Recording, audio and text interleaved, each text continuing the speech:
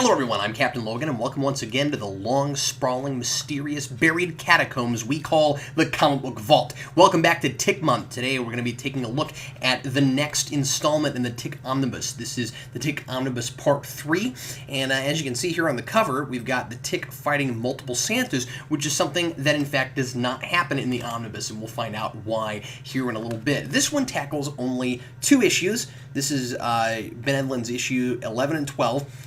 These are the final issues of the original Ben Edlund 12-issue run, and so not a whole lot to talk about today, but these are, in fact, my very, very favorite issues of the run, and we're going to get into why right now. We're not going to start off with a preface like we did before. Ben Edlund actually has a few different letters in here. We're just going to read the last one because it's the most interesting, and we're going to do that after we've reviewed both issues. So let's go ahead and jump right into it, shall we? We open up with the Tick talking once again to these strange aliens inside of this meteorite, and once again this never really goes anywhere, but there's this very funny moment where the aliens in this meteorite give the Tick these little things that they say that he's able to use to look into the future, and he actually sees the prehistoric dinosaurs, and they say that he has them turned around, and that's why he's looking backward in time instead of forward. There's a lot of those fun kind of throwaway gags in this. This is the issue where finally Tick and Arthur get to New York, and in probably one of the funniest parodies in all of the Tick, we get to New York and we find that it's a giant parody of Marvel Comics because there are superheroes everywhere. The whole city is inundated with heroes to the point where it seems like that's really all there is, are superheroes all over the place, and this is one of my favorite panels. I think it's just very funny with all these superheroes all over the place, and this bit is called Two Strange Warm Men and the City of Their Dreams, which I think is funny. There's an entire page just devoted to that title. It's so fun. And the Tick and Arthur walk around. They're trying to figure out what the heck they're going to do in this city filled with superheroes where clearly there's really no reason for them to be here. There's so many superheroes all over the place. And then we find Thrakkerzog, who is one of my favorite Tick villains from the cartoon show. He's quite a bit different here in that he's this giant, huge monster who seems to just show up and fight the superheroes in New York because he's kind of expected to. He's from another dimension like he is in the cartoon show, though it's not mentioned where he's from, if he's from Dimension 14B or some other kind of place. And Mighty Agrippa, god of the Roman aqueducts, shows up and just tells Thrakkerzog that he needs to go back to his dimension, and Thrakkerzog knows that he can't beat Mighty Agrippa, so basically he just says, yeah, okay, fine, and he leaves, and that's pretty much it.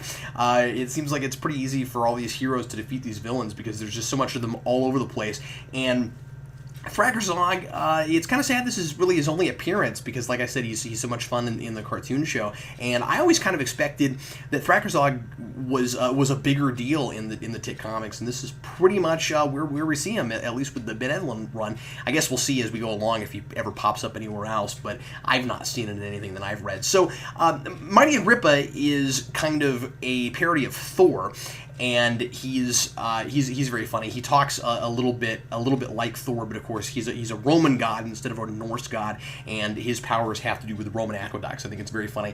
And so he invites Tick and Arthur to go to the Comet Club, and if you've seen the animated series, you'll find that there are a whole lot of the same things in this issue as were done with the Comet Club episode in the Tick cartoon show. That one is called The Tick versus the Tick, because this is of course where the Tick finds another character named the Tick, and he has to kind of fight to keep his name. And I think this is some of the most fun parody because finally we're getting into real superhero stuff. I mean, if superheroes existed in real life and there was one city that was inundated with them, like in the Marvel universe, let's say, it seems like it would only be inevitable that you would have 2 different heroes that both wanted the same name, and they were both contending for that, and what would happen if they did that. I think that's very, very clever of Ben Edlund to deal with that here. And so we see all these really fun superheroes in this nightclub, and he really plays this up for all it's worth. There's this vigilante table where we see these different vigilantes who have all these different amusing backstories for why they're why they're kind of anti-heroes. And then we have this guy who looks a lot like Big Shot from the cartoon show. I'm sure that's who he's based on. And they have these 2 guys with all these explanations, and then finally he just says, "I just like to kill people." I think it's kind of fun. Arthur has to go go into the sidekick lounge, just like he does in the cartoon show, and you have all these sidekicks complaining about how not fun it is to be a sidekick. And Arthur is beginning to learn this himself with all the strange things he's had to deal with the Tick. And I kind of like how all of them are named Johnny except for one, and nearly all of them come from the circus. Clearly, they're making fun of Dick Grayson there. And so back in the nightclub, Barry shows up, Barry the Tick, and Tick has to. Here's these different. By the way, these different sidekicks, and I wanted to mention this real quick. There's all these sidekicks, like I said, that Arthur's talking with in the sidekick lounge, and they have like nearly word for word the dialogue they do in the cartoon show. This big gorilla complaining about how much a candy bar costs. He says 65 cents for a Snickers bar. In the cartoon show, he says candy bar, I'm sure for copyright reasons. And so then Barry the Tick shows up, and Barry is quite a bit different from what he is in the cartoon show, and he actually, there's a little bit more mileage for him. It's interesting, by the way, some of the characters, I know I'm comparing this to the cartoon show a lot, but that's what I like the most of the Tick is the cartoon show. And what I find really interesting is how some characters get very little to do in the comic, and then they're much, much bigger in the cartoon show, kind of like Thrakkerzog, who gets his very own episode. And here, Barry is used a lot more than he is in the cartoon show. In The Tick versus the Tick, in the cartoon show, Barry is not actually a superhero, but he's pretending to be a superhero, and he's rich, and his family just owns this nightclub. I think his uncle or something owns this nightclub, and so he just comes and goes as he pleases. But here, that's not the case. Here, he actually is a superhero, and he has his own rogues gallery, which is going to become part of the Tick's rogues gallery in the next issue. And so he fights the Tick they battle each other for the name the Tick, just like they do in the cartoon show.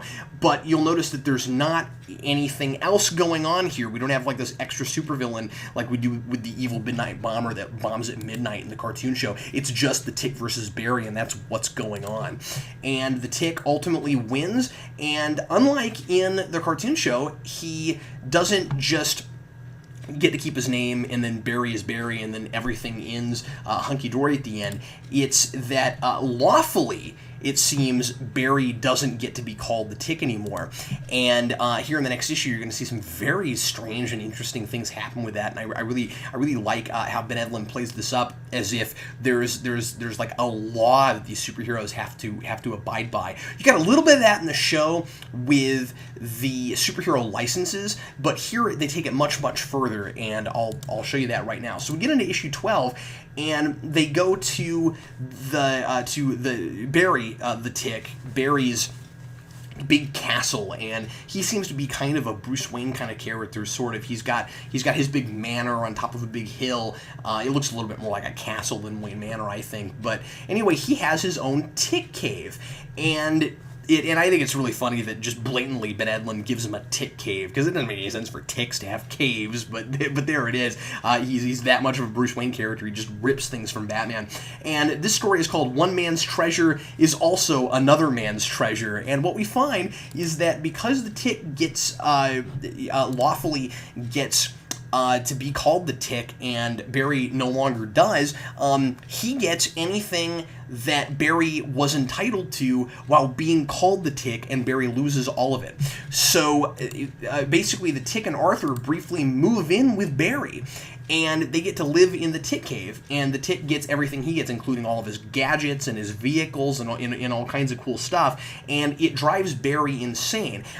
Barry loved being a superhero so much, apparently, that he just has no other clothes, and you'll see here that he's completely naked, and he insists on staying that way, and it seems like this really sad, bizarre kind of identity thing, where if he doesn't get to be the Tick, he feels like he's nobody. And of course, he is going to build up this scheme for how to get back at the Tick for this. And once again, we find that the Tick makes enemies with heroes and villains alike, and his presence seems to turn heroes into villains sometimes, and that's kind of what we get here. So Barry at first considers maybe I'll just kill the Tick and Arthur, but then he decides, no, I can't do that because the superhero community would never accept me again. And of course, that's what he wants, is to continue being a superhero.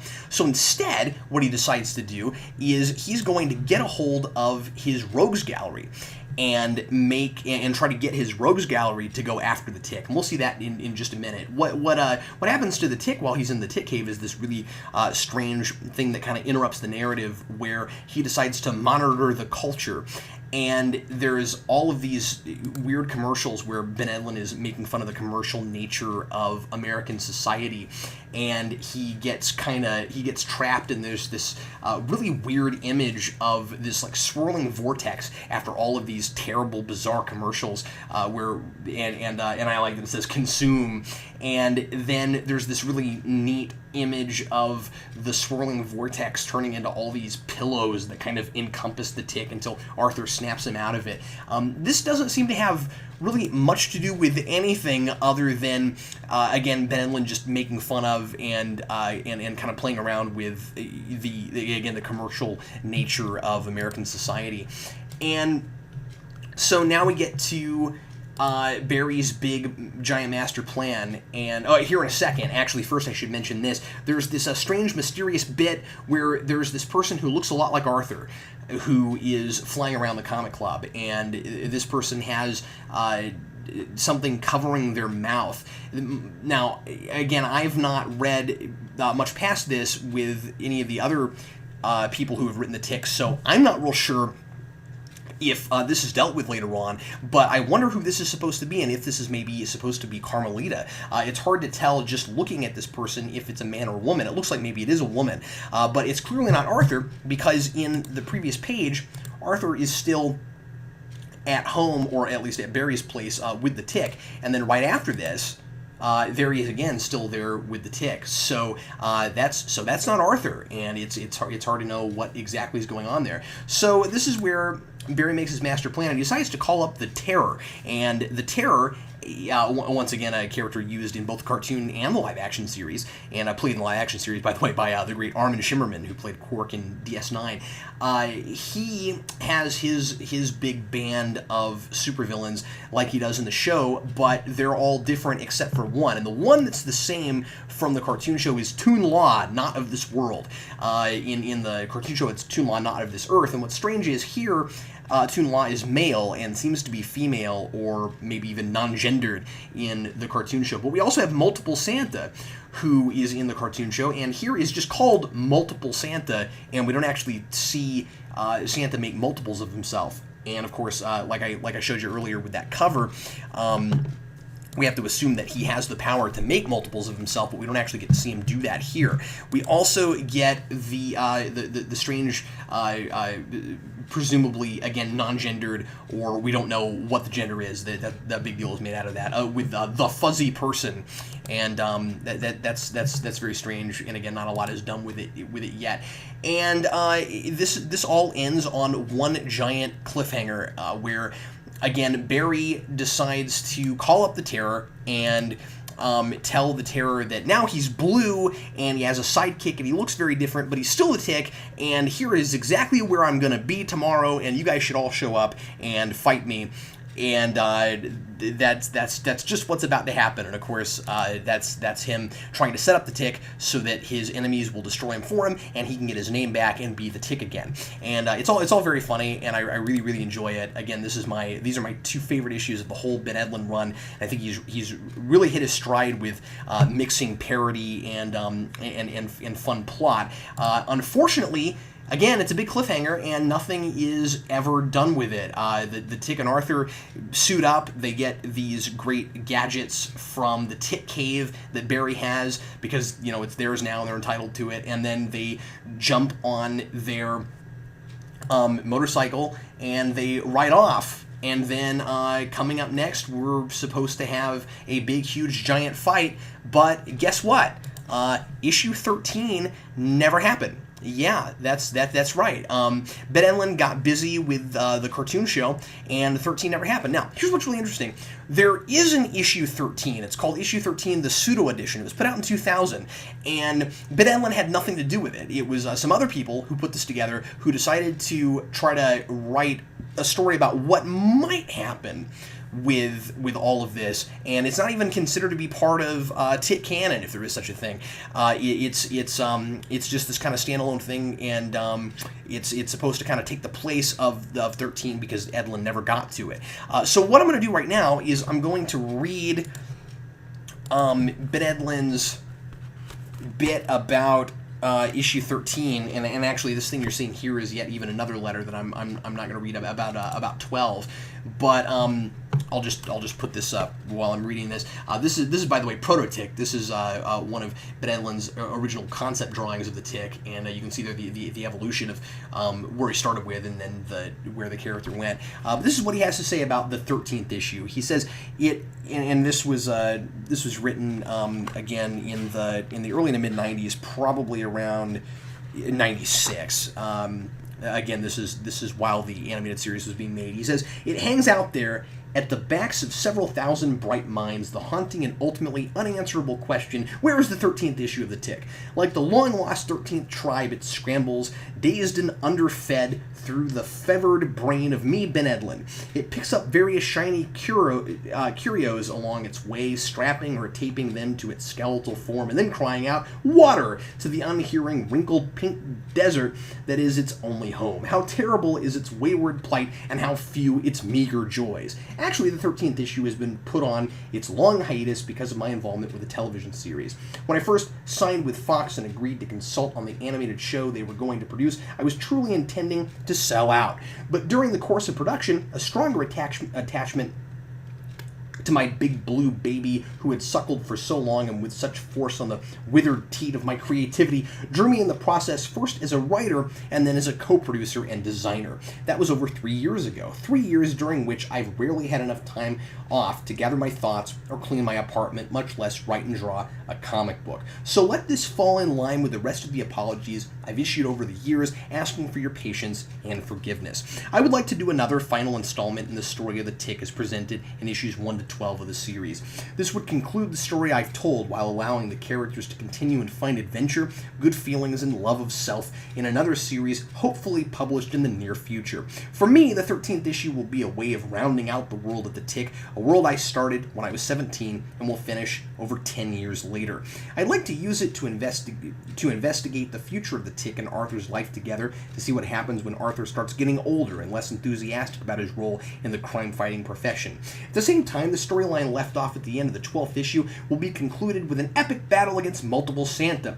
Many will be the bearded, jolly new elf roly-polying his way to oblivion, not to mention the other villains brought into the fray by Barry's less-than-scrupulous call to the evil ears. And what of Barry, that less-than-stable New York equivalent of the Tick? He will burn brightest and strangest and then wink out in a manner far more exciting than Judgment Day or a stick in the eye. How wonderful it will all be rendered with hand-drawn lines of various weights and many the feathery scratching caress of pen against paper, asking what is like, asking how, and nobody can answer that one, baby. Plus, I know how to draw now. Sincerely, Ben Edlund. And so this cover here is what was supposed to be the cover of issue 13, and that's why we have this cover where something happens on the cover that doesn't actually happen in the book. So a lot of the back of this is a lot of concept art and fun drawings, and I'll show you some of that right now, and that makes up a great deal of the thickness of this book. So, like I said, we have some concept art things. We have a couple of cute little short bits. We have this thing with Flaming Carrot. I guess Proto-Tick showed up in the 50th issue of Flaming Carrot, according to this. Then we get this this fun thing, Tuxedo Tick with special suave feature. And then Special Missions Camouflage Tick, where he just looks like himself. And I think all of these pictures here are supposed to kind of sort of be what these would be if they were maybe action figures, is what it looks like. I really like this municipal property throwing Tick. I kind of wish that had gotten made, because that's really funny. Paul the Samurai, Chair Face, the Red Scare, there's the Tick Cycle. Chainsaw Vigilante, etc., etc. So really fun. And there's the letter I just read. Next time I'm going to, if I can, I'm planning on reviewing the 13th issue, the pseudo edition. Now this is going to be completely out of order of all the other stuff I'm doing, of course, because that was put out in 2000. But I wanted to do that as a follow-up to this to kind of see where those other writers took it. And I'm also in that video going to take a look at the 3-issue spin-off miniseries, The Chainsaw Vigilante. So look forward to that. Thanks as always for watching, and be sure, of course, to check out wearegeeksnotnerds.com. I've added a bunch of our videos there. It's been a while since I've updated it, but I just did. And remember that the Comic Book Vault is a vast and wondrous wonderland of comic books that you can both buy things from and donate things to. You can go to eBay, Captain Logan 1989, see what we have for sale right now from the Comic Book Vault. And once again, you can also check out wearegeeksnotnerds.com and click on the Comic Vault, and a list of all of the things we have for sale are there also. If there's anything you want to see me review on the show and you want to donate to us, you can go to Geekvolution, P.O. Box 14183, Lenexa, Kansas 66285. Thanks again for watching. I'll have more Tick stuff for you very, very shortly. I'm Captain Logan, and happy reading.